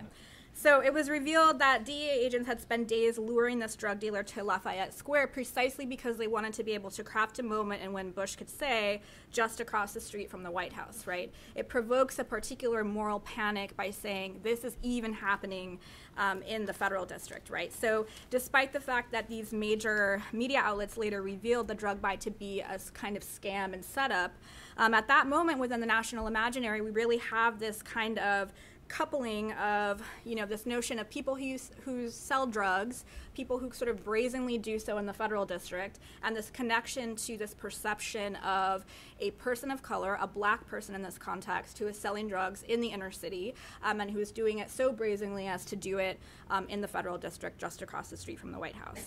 So it was later debunked, but nonetheless, as we know now, particularly in the era of Trump, once something enters the national discourse, it no longer matters to what extent it is true or not, but it begins to take a life of its own, particularly with regard to when it's sort of circulating in this moral panic discourse. Okay, so back to the other slide. So I just wanted to give you a little bit of context. So again, here we are in this current era, hyper visibility in the era of crack cocaine and sort of the racialized illicit drug dealer, drug user. And then here we are in a moment in Washington, D.C. with a virtually invisible overdose death crisis. So the question that I like to pose is, if we are in an era of a state of emergency, whose state of emergency precisely are we talking about? So in 2016, CDC released the data that the states with the highest rates of death due to drug overdose were West Virginia, Ohio, New Hampshire, the District of Columbia, and Pennsylvania. And so as I mentioned in that report as well, it was reported that DC had the largest % increase in overdose deaths in the previous 12-month period, with 114.3% increase. So who thought that they were living, if you live in DC as I do, who thought that they were living in the place with essentially, the 1, 2, 3, 4th highest rate of overdose death in the country? Okay, so you knew. Why do you know? Because I'm an opioid researcher. Boom. There you go. Giveaway. But did anyone else sort of have this sense of this sort of local crisis, local emergency? I mean, before the Washington Post articles. No, I Okay. I Yeah. see ambulances all over Yeah. the place. Yeah. There's always, Yeah. They're always picking up people. Okay. Okay. All right. So next slide. Next slide. So just sort of, by way to get at that, right? So certainly in terms, so at this time I'm conducting ethnographic research in Washington, D.C. with people who use drugs starting in 2016 and working sort of at the front lines of people who are advocating for naloxone access and who are working in one of 2 pilot naloxone distribution programs in Washington, D.C. And there's just this real sense that, at least from the perspective of our local Department of Health, certainly at this time and before the Washington Post expose, that there was not a sense policy-wise of a local state of emergency. And so, of course, we know, and as Queen sort of mentioned, the burden of overdose death is not shared. So this is just, a way of sort of illustrating. So the racial demographics of DC overlap with overdose death, and this is sort of important for us to take note of. So the most concentration of overdose deaths in Washington, D.C. are happening in Wards 7 and Wards 8. And so I just pulled up this map, which is actually a Washington Post article that came out in 2015 called The Remarkable Racial Segregation in Washington, D.C. in One Map, just as a way to sort of demonstrate that the 2 wards, 7 and 8, where we see the highest concentration of overdose deaths, are also wards with the highest concentration of African-American residents. So essentially we know who is dying of overdoses in D.C., and that is black men between the ages of 40 and 69 in Ward 7 and Wards 8. So, as the time that I'm doing ethnographic research, also the time of fentanyl really appearing in a big way in the illicit drug market in D.C., doing a lot of work with health policy advocates and people who are trying to work around naloxone access and really facing an uphill battle locally in getting people to say, we have a major crisis in D.C., we need to do something about this. So this is about, 2016 that this is going on. So a health policy advocate says, and I didn't put the quote up there because I wasn't sure if people would be able to see it, plainly, if we were having this many deaths in Ward 3, it would be an absolute fucking crisis. I mean, it would be millions and millions poured into it. It would be a huge deal. But because it's Ward 7 and 8, no one cares. If someone just died 4.2 miles to the west, we'd have a totally different situation in this city. Okay, next slide. So again, pondering the question of where is the local state of emergency. So this is also the precise time that I began my ethnographic research in Washington, D.C. I did a study initially called Structural Context and Community-Based Response to Opioid Overdose, and was collecting ethnographic data with people who use drugs, who were working at the front lines and who themselves were impacted by overdose and overdose death, but who were also sort of working at the front lines of naloxone distribution. So I was tracing also some action and response by people who use drugs in a context where overdose death in DC was not being framed as an emergency. So what happens if you have a structural context in which a Department of Health and policymakers are not saying we have a major, massive public health crisis on our hands? Then what do people on the ground do sort of in the context of this? So again, despite the fact that Trump makes his declaration just a few miles away from the epicenters of DC's local epidemic, no one is framing it as an emergency. And there's this rendering of invisibility that is happening among local people. But meanwhile, overdose deaths continue to rise. So no outward messaging from the Department of Health, no targeted intervention at this time. People really, I kid you not, struggling to get enough naloxone to the people who need it. Despite the fact that we know where overdose death is concentrated. So all the meanwhile, we're not hearing anything sort of in terms of a concentrated response. These posters appear randomly throughout DC. Did anyone see these posters? So this is a picture of them on Georgia Avenue out in the area where I live. But, these posters sort of went up. And there was a whole lot of confusion because people were saying, A, where did these posters come from? B, it's a very strange, like many a dissertation will be written on these posters and their complexity. But at the same time as we're seeing this, right, we are also getting reports, certainly I am in the research that I'm doing, that people who use drugs and the frontline policy advocates are not having sufficient access to naloxone. So posters are great. However, if there's no naloxone living anywhere that people can sort of get and access, then they can't follow this, which was really the only sort of public pronouncement that we saw in DC at this time. So people do not have sufficient access to naloxone, despite the fact that these posters sort of came out and were in existence. So again, back to this notion of visibility and invisibility in eras of the US war on drugs. So visibility coming in the context of criminalization, marginalization, as we saw in the George H.W. Bush sort of era that continues, but then also invisibility in terms of a serious public health emergency. And so many people debate this sort of on the ground, right? How do we now conceive of what is the contemporary quote unquote innocent victim relative to addiction and overdose death? And how does that apply to certain people, and then what communities are substantially excluded from those same framing narratives? So there's this idea that there is invisibility even in death, and so people locally are strategizing, well, how can we say that this issue of invisibility is a real problem, and how can we sort of rally around what people who use drugs have been doing to organize around these issues for decades to sort of bring visibility back to Washington, D.C. So this is a picture. These are two pictures from Overdose Awareness Day that took place in August of 2017, and this happened in Marvin Gaye Park in Northeast DC, and that site was chosen because many local organizers acknowledged that that park was an important site for drug use in the district, and certainly there's a lot of open drug use there. So they held a huge community vigil, which included a huge dinner, and they put up these gravestones and had a whole community vigil in order to sort of call attention to this issue of overdose death. And so it was a participatory vigil, so those gravestones that were put up in the park, people then came and wrote the names of loved ones on the gravestones as a way to sort of publicly memorialize people who had died of overdose death.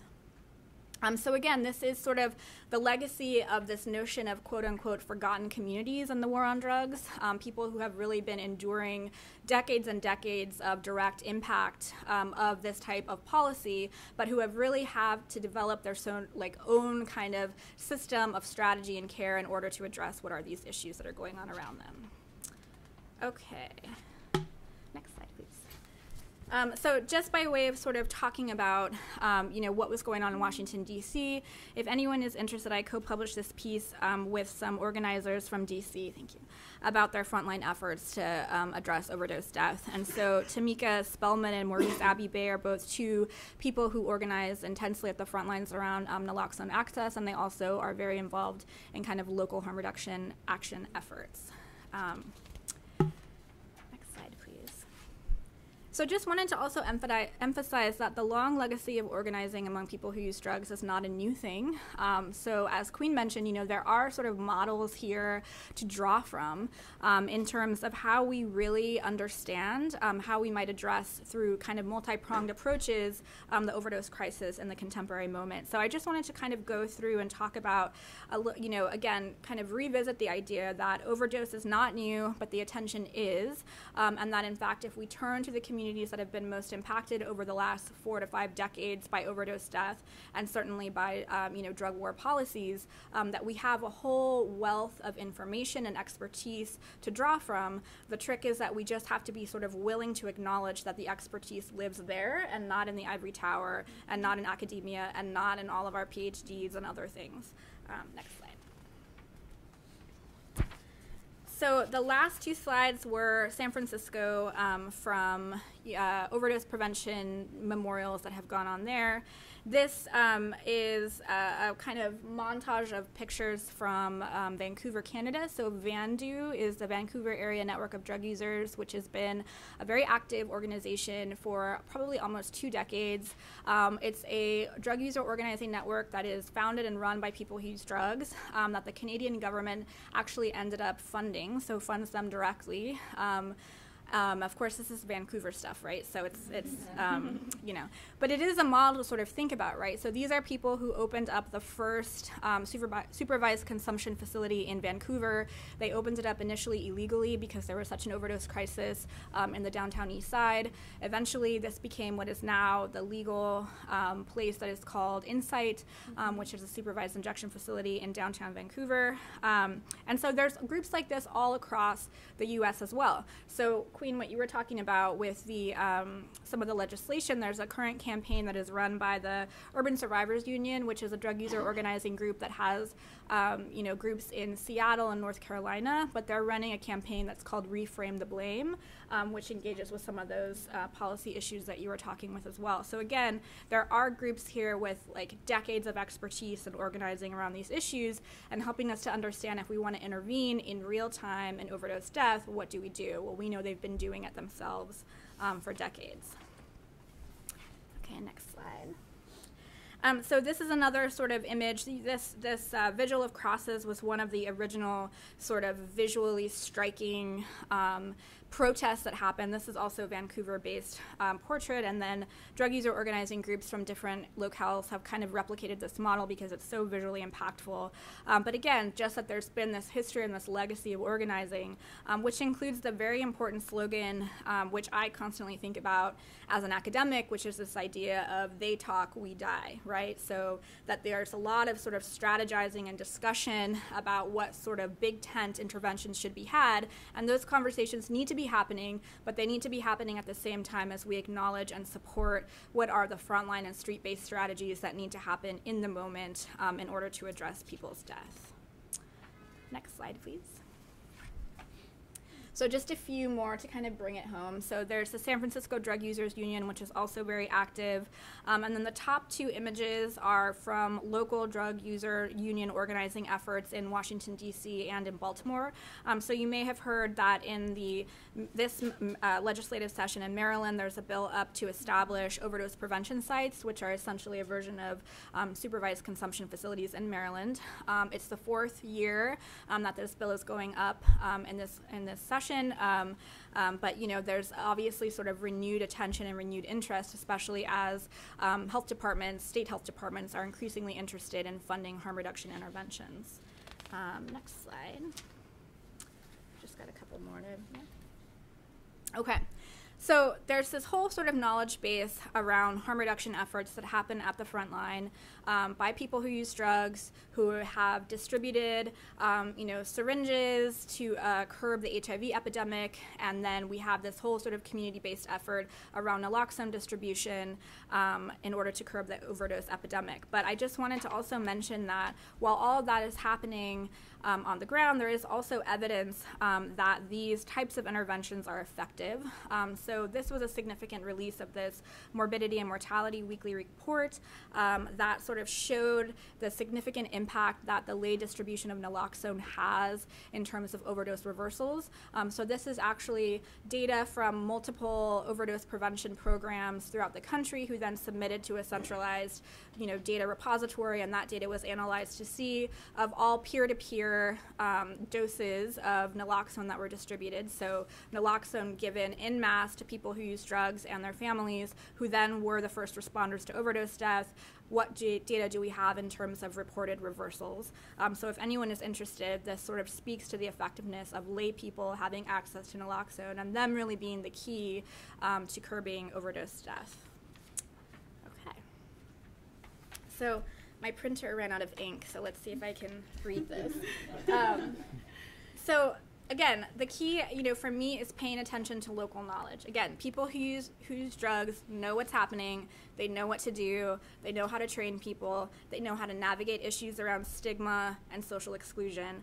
So actually, the day after Trump gave his pronouncement of the state of emergency, I interviewed Lawrence, and it turns out Lawrence had watched it the previous night, and so he had a bunch of stuff to say about it when he came in for our follow-up interview. So he is a native of Washington, D.C., 58 years old. He said, heroin is so bad in Washington, D.C., and the thing about it is the people in suburbia and stuff, they're coming to get this stuff. They come across the bridge to get this stuff and go back. So he says the emergency really didn't start to pick up on things until it started affecting the whites. That's when the government said, oh, we've got to do something about this SHIT right here. He's trying to be polite to me and not swear in front of me. Because it's getting our own people. So again, the whole social history of exclusion and marginality lives within people's sort of local knowledge about, what has happened and what is the legacy of some of these policies in their local communities. So to wrap up, I want to sort of ultimately leave you with the arguments that, we as people who are engaged in research or policy work around issues related to the overdose epidemic have to share the power, we have to share the resources, and we really have to acknowledge the legacy of this work that has happened in communities for generations. So we have to acknowledge the important legacy of organizing by people who use drugs before there was this local emergency, right? We can't just come in and say, we've got funding to do this, we're going to do it, right? But there exists an existing infrastructure there to be tapped into. And this really means engaging in the challenging and complicated work of really developing conversations and collaborations with people who use drugs in a research context, in a program development context, in a policy context. And that means that we also need to be mindful of supporting efforts to fund people who are already doing the work, rather than bringing in sort of external groups and money, but instead really doing the work and saying, what was here and how can we support things that have been working in communities for generations. So these are two things. So San Francisco has a very interesting story relative to, what's happening in terms like why does San Francisco have a lower overdose death rate? So this article speaks to the community-based naloxone distribution program in that sort of portrait. And then the sticker on the bottom is from a new campaign. Baltimore has a drug user organizing group called Be More Power that just released this Go Slow campaign in order to have kind of low threshold messaging for people who might encounter fentanyl in their drugs. So, thank you.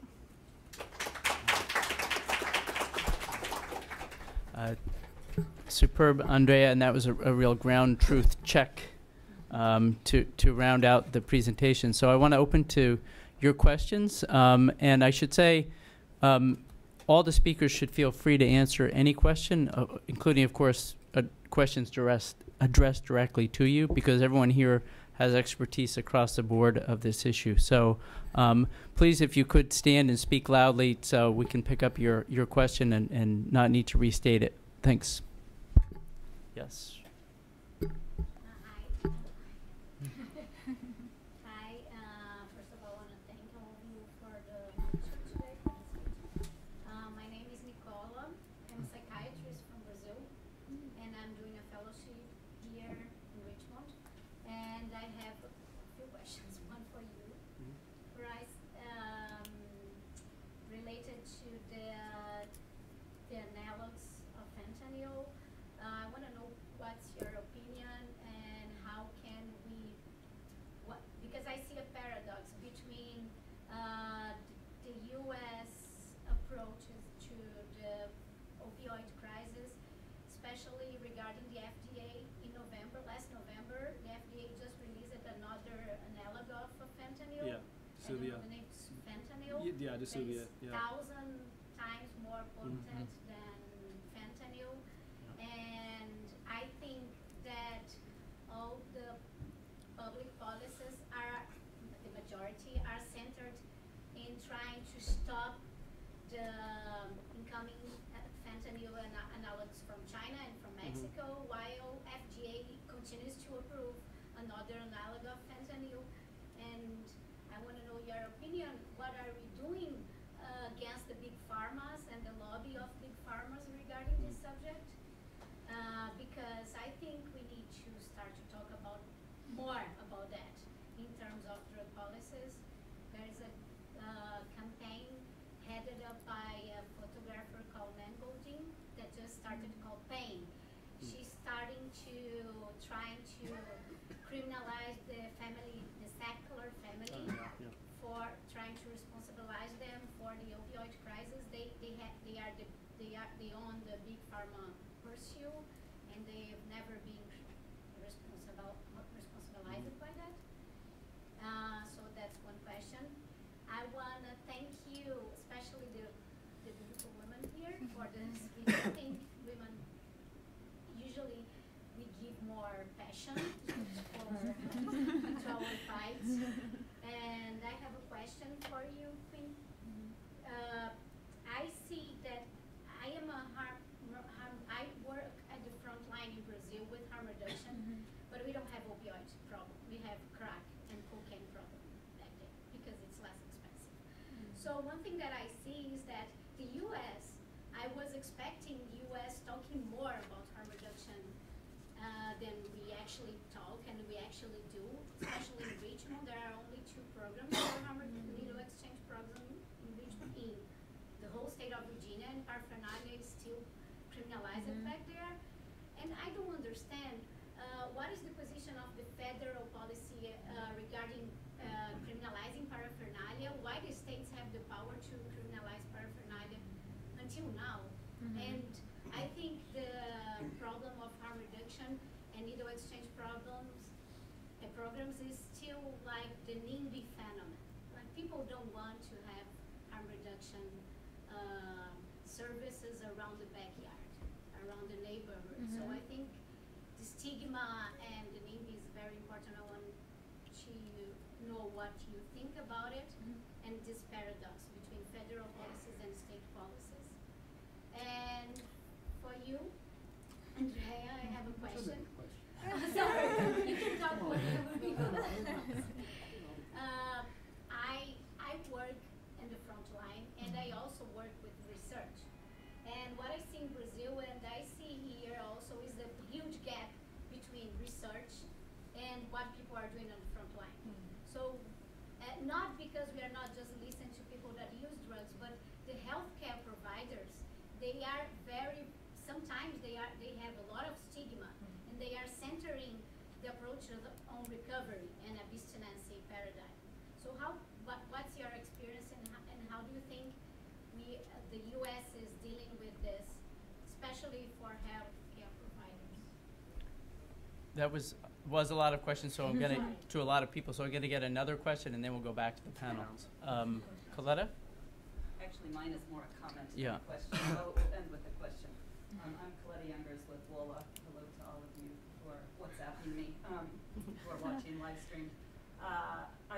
This was a terrific panel. I want to congratulate all the speakers, and I wanted to pick up on this idea of the forgotten community in the war on drugs. And when you started talking about 1983 1989, that's when some of us in the room here really started getting involved in this issue, because that's when Bush launched the Andean Initiative, and we had this huge military and police law enforcement aid package going to coca-growing regions, primarily in Peru, Colombia, and Bolivia. And there we found the kind of invisible communities that you're talking about here, where suddenly these very poor, not suddenly, but it was escalated, the fact that these very poor communities were on the front lines of what really was a war on drugs. If you were in these communities where forced eradication was taking place, and we did a lot of documentation over the years of the horrendous human rights violations and other atrocities that stem from U.S. war on drugs in those communities.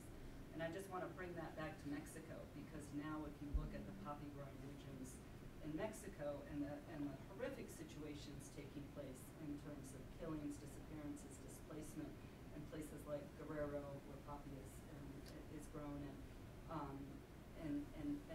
in a very complicated situation of criminality, but with very clear involvement of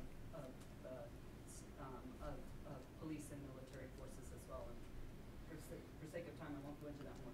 So anyway, I really just appreciate, this idea of talking about, who are the real victims in these policies. And then I just wanted to bring it back to a different question, not related to that, which is some of the people who've been WhatsApping me, we have an audience in Latin America. I think we were struck that, we do talk about this as becoming, sort of, it has become a white issue in terms of, who's being affected by overdose deaths. Obviously, the issue of criminalization is very clear, who's going to jail. But in terms of why there's more compassion is because it's seen as more of a white person's issue. But we were very struck by the data from DC, and I'm just curious, if that is also similar in other cities, and that we just read more about, other rural areas where this might be happening. So anyway, if you could just comment on those broader trends. Thank you. All right, so let's maybe we'll start with you, Bryce. Sure. So fentanyl has been around since the 70s. Last year, FDA reapproved it for a different formulation called Disuvia, and the idea being that it's supposed to be used for battlefield medicine, extreme pain, people dying on the field. It has utility. These are medicines. There have been some investigative reporting looking at how FDA really didn't do a good job basically allowing the industry to police itself with regard to off-label writing of prescriptions of fentanyl and fentanyl-related products. There's now a couple companies that are under investigation, Incest being one, out of Arizona. There's a lot of bad behaviors from a lot of bad actors, and you have bad regulators not doing their job. That said, the problem today is driven by illicitly manufactured fentanyl. The number of synthetic opioid overdose deaths had traditionally remained flat until the arrival of what we're seeing from China. So, I think that's still driving this problem. That said, we do have under-regulated, and we have allowed the industry to have too much say in a lot of these things. To get to Coletta's point, though, really quickly about the urban, what's happening here in D.C., if you look at what's happened in 2016, you had about 140 heroin overdose deaths, 139 synthetic opioid overdose deaths. It's the same population, same individuals. These are just older heroin users that fentanyl arrived in the market, killed them all. That seems to be what's going on. If you look at the progression of where it started in Ohio, and it's just swept eastward. So that's just kind of what's happening in here in these urban areas. Baltimore showed up later, but really the synthetic opioids started in 2014 in those markets, and then kind of moved eastward. Andrea?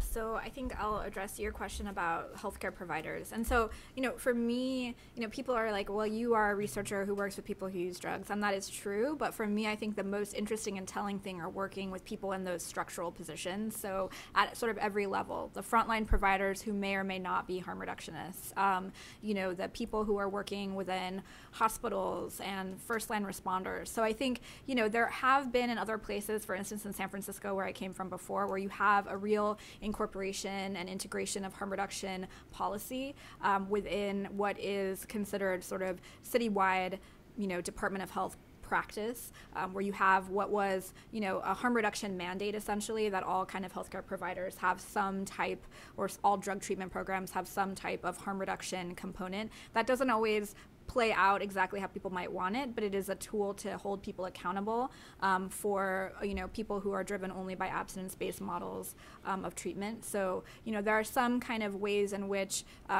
we can develop that orientation structurally. But then I think, we're still sort of in an era where we're not seeing a lot of buy-in of harm reduction, and that has to do with kind of our whole kind of moral panic context of the discourse in which we talk about drugs and drug use, which, it takes a while to sort of come back from really decades of fear and terror around the idea of people using drugs, and to come to another place to say, here we have a whole legacy of now evidence-based practice around the reduction of risk related to drug use, but I think it requires a whole, as many decades as it took us to get into a place where people inherently believe drug use is bad as like the starting place from every sort of policy or practice negotiation.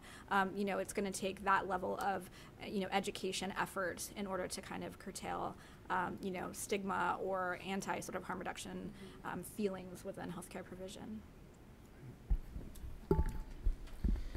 So I'll take on the question about paraphernalia and safe consumption spaces and the NIMBY, like not in my backyard sentiments. So what we've been hearing in DC around paraphernalia laws, and I don't want to paint all law enforcement with one brush, but law enforcement oftentimes are resistant to harm reduction policies, unclear why. But I mean, it was really difficult to even try to convince like people that MPD should carry naloxone, like MPD was resistant to it. And it's really just a convenience thing of having to carry it, apparently. And same with paraphernalia. There is a fear around being able to build a case against people who are selling drugs if we decriminalize paraphernalia, which is a load of bullshit. If you ask any lawyer or any cop that like isn't lying, you can absolutely build a case against someone who's selling drugs without having to criminalize paraphernalia. So there's that. And when it comes to safe consumption spaces, an argument that I know works well with some people is around housing, and considering the fact that SES and overdose prevention sites bring drug use indoors, where it's both like a public health issue where we're having people who use drugs indoors with treatment providers and like access to different resources and a community and a safe place to use drugs, versus having people outside, needles outside on the ground, children playing, the public safety issue. Would you rather have an OPS or SES in your neighborhood, or would you rather have open drug use in your backyard? Regardless, like safe consumption spaces like save lives, so it depends on what your priority is. But for people who are kind of nervous about what putting an OPS or SES would do to their community, that argument has been really helpful for people to conceptualize, like bringing drug use indoors and including people who can provide resources for people who are using drugs and connecting them to social services. So. But it has been proven that having drug services around you doesn't increase crime and violence rates and drug use. Yeah. Yeah, same with syringe exchange programs. There's no like evidence that having a syringe exchange program increases crime in the area. That's how we got the 1,000 barrier to schools provision in DC stripped, which was part of the last opioid-related bill that passed in December. But there was a barrier that bans syringe exchange happening within 1,000 feet of a school, as if like that somehow increases crime, which it doesn't. And there are plenty of reports. I'm trying to remember the jurisdictions where these reports were taken. I know New York is one of them. But it doesn't increase crime, and it actually provides more of a public safety model when things are like more controllable and not necessarily just public. So, yeah. There's a question in front. Hi, JJ Rich from Reason Foundation, and I want to address something that I think is kind of the elephant in the room.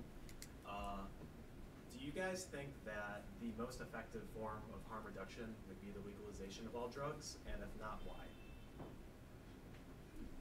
All right. Senho, do you want to add a question there? We have plenty of time. Yeah, okay, Dan Humphrey's policy studies. It's a question, loaded question, but and I can't believe I'm raising this in a serious forum, but we have to talk about the wall. And let's assume for the sake of argument that one gets his way, he gets the wall works. And somehow it magically stops, say, 50% of the heroin coming in across the border from Mexico. What would be the logical market response domestically to that in terms of fentanyls being adulterated and cutting into our remaining heroin supply? Would it go up, and what would it do to the overdose rates? So that's kind of a loaded question. Great. All right, those are two big questions. Let's start with Peter. So the problem with making projections about legalization seems to me is threefold. One is we can't project how many more people would become drug dependent. And you could say 50% increase in the number of heroin dependent individuals, or it could be a five-fold increase. Just no way of making a projection that has any authority to it. Second problem is how do we think about trading off an increase in addiction against a reduction in overdoses and crime? Don't know how to do that. And the third one is that we're redistributing the harms. That is, our current policies impose their burdens mostly on communities of color and on poor populations. This would redistribute that, I think, to more middle class. Now, I'm happy as a liberal to take that redistribution, but that's my taste. I think the case for legalization is just very difficult to make for those three reasons. Could I just take up Sanyo's thing? So we have very little idea of what drives the extent to which heroin dealers substitute fentanyl. Fentanyl's so much cheaper, you would think that it would have swept the country. Far from it. There are a very small number of states which have a fentanyl problem. Most of the country does not, which is very scary, because if, you know, what was the line? As Ohio votes, so goes the nation. As Ohio smokes or injects, so goes the nation. That's scary. So I do not know what the response would be in terms of fentanyl. I have no idea how dealers are making the decisions about whether to use fentanyl and how much to use. But it's a very fair question. Raising the price of heroin, if it leads to more fentanyl, is definitely a problematic accomplishment for anything. Let's go back down the row then. Okay, cool. This actually was in my slide. Unclear if I gave enough time to actually get to it, but just to quickly respond to my colleague here, the majority of people who use illicit drugs don't have an addiction issue. Like, that's an understated stat and fact. It's actually a minority of people who struggle with problematic use, but we overemphasize, I mean, rightfully so, especially in today, given the epidemic, but we overemphasize the connection between drug use and addiction because, again, majority of people who use illicit drugs don't have, like, a drug misuse problem. So the assumption that, like, it being legal or not legal would implicate someone wanting to use drugs. People use drugs for varying reasons, but it's not really connected to its criminality for the most part. But the legalization around all drugs model is a really interesting one worth considering, one worth researching, because even in the SES conversation that folks have, when people bring their own drugs to use in a safe consumption space, they can still overdose. They may still be using something that may harm them. If we provide people with drugs that we know are safe and are not adulterated, it leaves for a healthier situation for someone who's using drugs. And this still rests on the fact that we shouldn't be putting a moral analysis on drug use. And this also rests on like not having the goal to be decreasing drug use, if that makes sense. So considering that model, the idea would be to give people drugs that wouldn't hurt them and wouldn't harm them, and ideally would be high quality. And we used to do that before we criminalized certain drugs. So it's not something that is far-fetched, but definitely worth considering.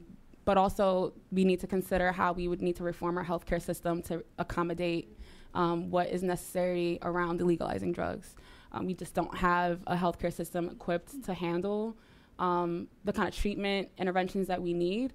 So hopefully those conversations intersect, where drug policy folks and healthcare advocates unite and discuss the needs that people have when it comes to healthcare and their drug use. So I'm an anthropologist, so you'll never get me to say yes or no response to anything on Earth. So for me, I think the bigger elephant in the room, rather than legalization, is the question of health equity. So for me, drug use and addiction, related issues are health equity issues, and we can see this sort of in the disproportionate impact on different communities. And I think the question of legalization has also really been complicated by our current version of marijuana decriminalization / legalization, where we know that even, the perceived benefits are also impacting people disproportionately, right? So we know now that the people who were previously criminalized for marijuana possession are not currently the people who are necessarily financially benefiting from having their own, businesses. So there's been a lot of interesting sort of advocacy and social justice work around how decriminalization and legalization is playing out within the context of marijuana, and also that just giving pause for us to think about, again, this idea of listening to what local communities are saying about how drugs and drug use have differentially impacted their lives. I think similarly to harm reduction, a lot of times the question around legalization often feels as though it's an external kind of liberal perspective coming in. And I know particularly in my own hometown, right, the idea of massive implementation of harm reduction services, I know that would be a very complicated question to answer. And that doesn't mean that I, even as a sort of person who's been involved in direct harm reduction service work, could go into my own hometown and say, oh, but this is the right thing, right? So it's very complicated in terms of listening to how do people know how drugs have impacted their families and their lives, and then really basing the drug policy and the local interventions on what are local realities and local needs based on what is the real evidence of impact of drugs and drug policies in local communities. Can I add something really quickly?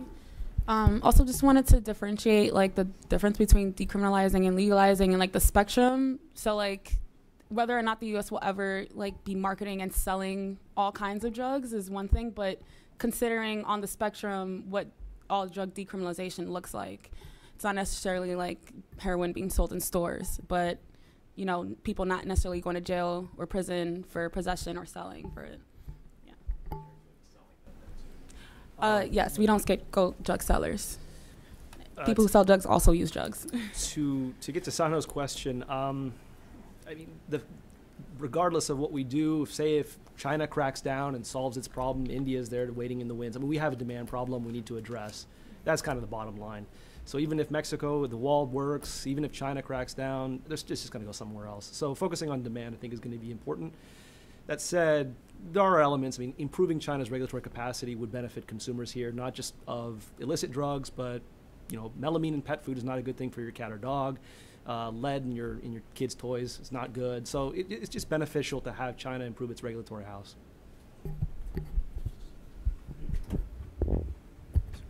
So I'm conscious we're at time, but if we had another urgent question, we could probably squeeze it in. I don't see any. So, Sanho, did you have a follow-up? Yeah.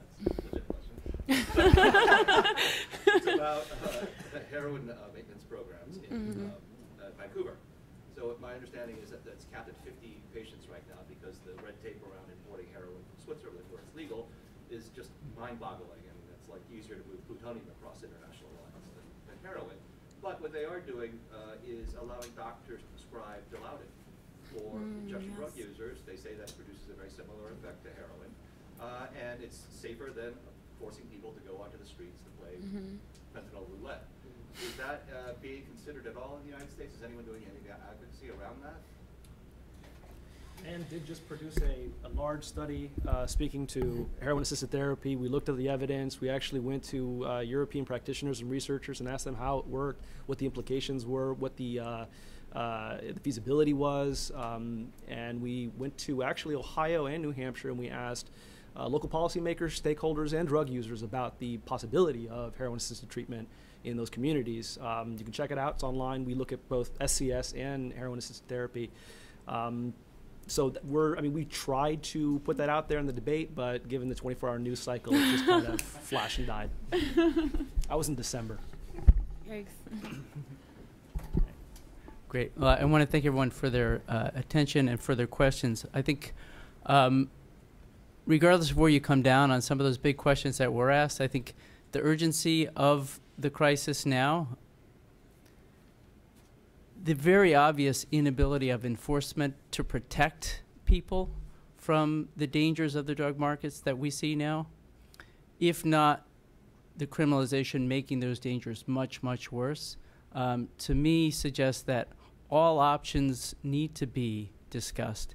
The best evidence and the best ideas need to be on the table for what better, more robust harm reduction looks like in more or less the situation we have now, but also thinking about what a new regime might look like in terms of a regulated access that provides safety but also tries to minimize unintended consequences. Those are the policy questions that I think are always before us, and I think the urgency and the devastation of this current crisis requires that level of thinking and the seriousness about what the policy choices we face, even though, as Peter pointed out, there are enormous unanswerable questions to some extent and enormous distributional questions that make the politics tough. But I think our job as analysts and our job as researchers and advocates is to always ask those tough questions and push ourselves, not to be in the ivory tower, but to realize that as we speak, as Angela said, they die. So I think what I take from this is the urgency to think out of the box and to push ourselves and not to be content until the rate of overdose deaths goes way down, but we've also taken something positive from this crisis and all of the learning that's going on around the country and around the world. So I want to thank everyone for coming today. This issue obviously isn't going away anytime soon, so I want to thank our panelists as well for all the contributions they make and will be making to help out. So thanks to you all.